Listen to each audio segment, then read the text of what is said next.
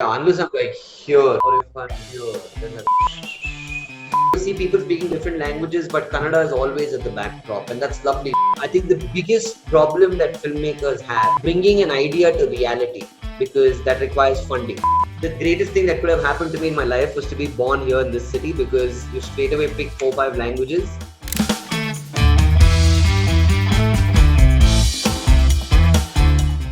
So it's recording. Let's go. Come. So, how has the lockdown been? Like, what have you been up to? Like, we know what you've been up to, but Yeah, I think everybody knows what I've been up to. I've just been at home making videos. Yeah.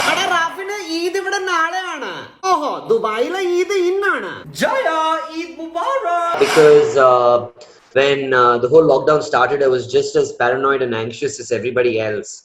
It was initially very nerve-wracking, and I was very worried about which direction this whole thing would head into. Because I like keeping myself busy, and I'm the classic example of an empty mind is a devil's workshop. The devil starts to play games in my head, and it can be pretty destructive. So I had to find something to make my energy seem more constructive, and that's how the video started. But on a side note, I've been seeing my therapist, just trying to straighten out my life a little bit, understand myself better. So this entire period has been great in terms of building the person and the personality that represents me. so have you had chance to write any of your scripts for films, considering how your first film was such a huge hit and remains popular to this day? ಒಂದು flyover ಮಾಡ್ತೀವಿ ಅದರ ಕೆಳಗಡೆ ನೀವು ಮಲ್ಕೋಬಹುದಲ್ಲ ಒಳ್ಳೆ ventilation roof top garden also I haven't personally sat down to write a script, but I have been working with separate teams because I feel like the screenplay of a film is so important, right? If you have it right on paper, no matter how wrong you go while making the film, you'll still somehow 60% at least end up with a good film. In fact, next week onwards, my round of pitches starts. So I start pitching my scripts from the next week. So yeah, so I've been working on two very different and unique ideas, and I've also been thinking of a few more. So hopefully by the end of this lockdown, I'll have a bunch of things ready. Is it going to be a sequel to Humble Politician Nagraj? So the sequel of Humble Politician Nagraj is already about 99.9% in the can. We've finished shooting. We have 3 days of shoot remaining, and that's exactly why the series is stuck now because of the lockdown. The entire project has been pushed back a little bit. Okay. 3 days, but I think this whole lockdown just teaches everyone the importance of 72 hours and maybe just even a minute, right? You realize how much could have been done. So yeah, we're almost there. Just waiting for the lockdown to open and the shooting to resume. Once it's ready, it'll be packaged and sold to an OTT, whichever platform comes on board. I've seen 7 episodes. I've seen the edits already. Looks fun. Whoever we've shown it to, they seem to be enjoying it as well. This is going to be in Kannada. So it's going to be multilingual. There are actors that we've gotten in from Bombay, to play a part in the whole national politics of Humble Politician Nagraj. So they'll be speaking in Hindi. There are the local people here who'll be speaking in Kannada. There are people who speak in English. So it's going to be a healthy mix because, I feel like the most important thing for me is to showcase the cosmopolitan Bangalore that I've grown up in. And exactly why you see people speaking different languages, but Kannada is always at the backdrop. And that's lovely because the greatest thing that could have happened to me in my life was to be born here in this city because you straight away pick 4-5 languages, and it's just a great life skill. It's also very native to each person and to where they come from. So I prefer keeping it that way. Now, similar the case in the film that I'm doing, which Mr. Puneet Rajkumar has produced. It's called French Biryani. It's been directed by Panagabarna. That film as well, there's a healthy mix of languages. Obviously, the native background to most of my creative work that I put out is Kannada. Because Bengaluru is home, and this is where I have most of my inspirations and stories from. Right. So, would you say that on the political satire front, you're Yeah. going like a step ahead with the series now than how you think played it with the Yeah, first film? we definitely are. We definitely are. Because we also learned a lot from the first film which we made. Saad and I wrote that film out as friends. We were two, funny boys who said, let's make a film. I wanted to launch my career as an actor. He said, I'll direct. I said, great, let's write a film together and make it. I think the biggest problem that filmmakers have and content creators have is bringing an idea to reality because that requires funding. And in my case, I've been lucky because when I met Pushkar, Rakshit, and Hemant, they were more than happy to come on board and support us, even though we were young and fresh and had never done this before. We learned a lot from there because, the thing about audience feedback is I feel like every entertainer today functions like a startup. And the guys you're catering to are like stakeholders, which is exactly why I never call them fans. And they're so sharp because they're only shareholding in their company's laughter and quality. They push you. The feedback can be taken in two ways. Either the good can be taken to the head and the bad can be taken to the heart. But if you actually filter it out and see things like duration of the film, a lot of people called us out on that. People said we understood Nagraj is corrupt. You didn't have to do a couple of extra gags there. We learned that. People said we didn't need a moral because we came in to laugh and leave. And the thinking is for us to do, not for you to tell us to think. So we learned that as well. I'd like to believe we've really grown from there. I wouldn't say it's the best that we could have done. I don't think the best is ever possible, right? So, considering that you will be upping your game in terms of its political content or messaging, whatever it is, Yeah, yeah. do you think the Kannada audience is ready for it? Did I you think get you feelers from this after your first film? Like, what did you think? Was the Kannada audience looking at it like that, or are they? Yes, you were. I mean, a lot of people, right? Some people ask me questions like, the movie doesn't leave us with hope. Everybody likes a happy ending, but your film, the bad guy won.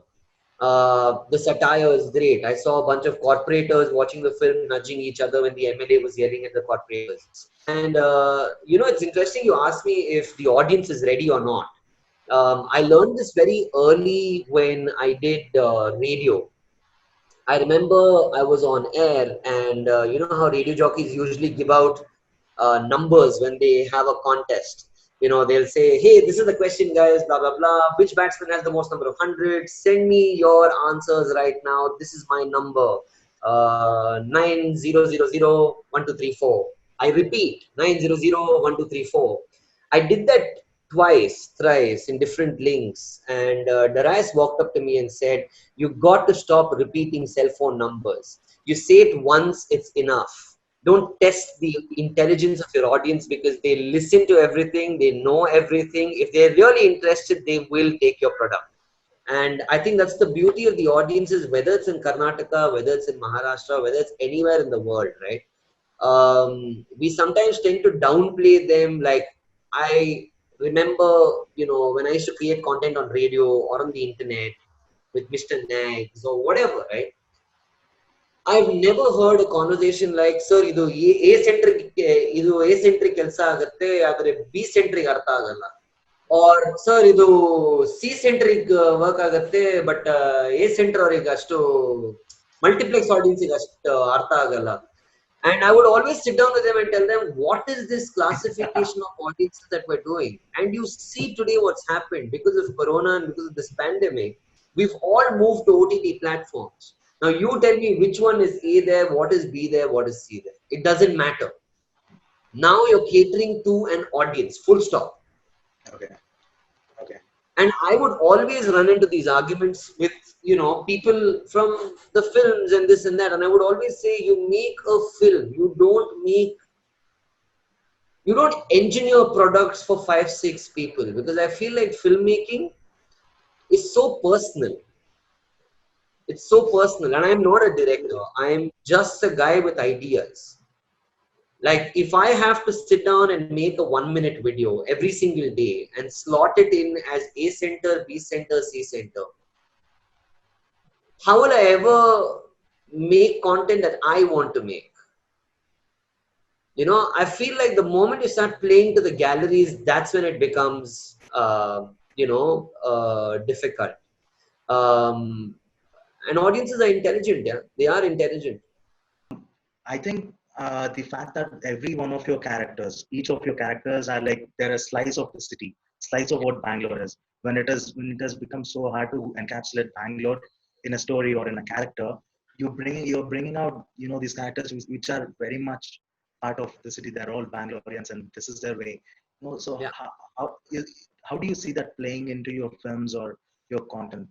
Like, is there a conscious effort behind that? Or Yeah, so you know what happened was I remember when I started doing my prank calls, I always wanted to somehow branch out and make films at some point. Technically, if I look at it right now, just as a franchise, the number of characters I've created, just characters, right? Without giving them flesh, blood, stories, nothing. If I actually sit down to make films, I can make films for the next 10 years. If I find the right writers to just sit down. Because I also feel like what happens with internet or other content creators and the internet is you can sample content before you actually go out there and put more money into making it something bigger. Because the proof of the pudding is there. And at the end of the day, for a producer who's putting in money, it's hardcore economics. As much as I say you need to put in personality and so on and so forth, it's also business. It's a business that funds personalities. That's all it is, right? So I feel like the internet enables me to test my characters. It's almost like the yardstick. You just see how deep it is, and then whether you want to walk through it or whether you want to swim through it, right? It's that. Like I'll give you an example. The other day, Bijoy Nambiar, who's pretty prolific filmmaker himself, he sent me a message saying, "Bro, I think this new Kudka character that you have in your 1 minute sketches, I think he should have a spin-off of his own." And what I'm trying to go for is to basically, my heroes. If you know my heroes, you'll know why I think that way. Sacha Baron Cohen is a hero of mine. I love Sasha.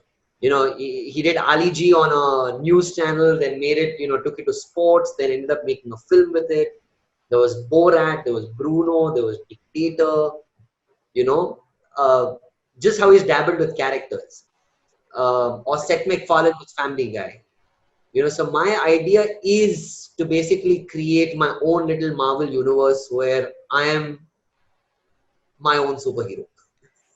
okay, that's you make content across platforms, be it social media. Now you're on OTT platforms, Yeah. working for making things for OTT as well, and then you made a film. Do you Yeah. still find cinema to be an enticing platform where you can communicate your ideas? I Like, don't and know. Yeah, so how does it compare with Twitter and I'll other be very social? honest with you. Yeah, it's a great question. I'll be very honest. I don't know. For me, the idea of being in a film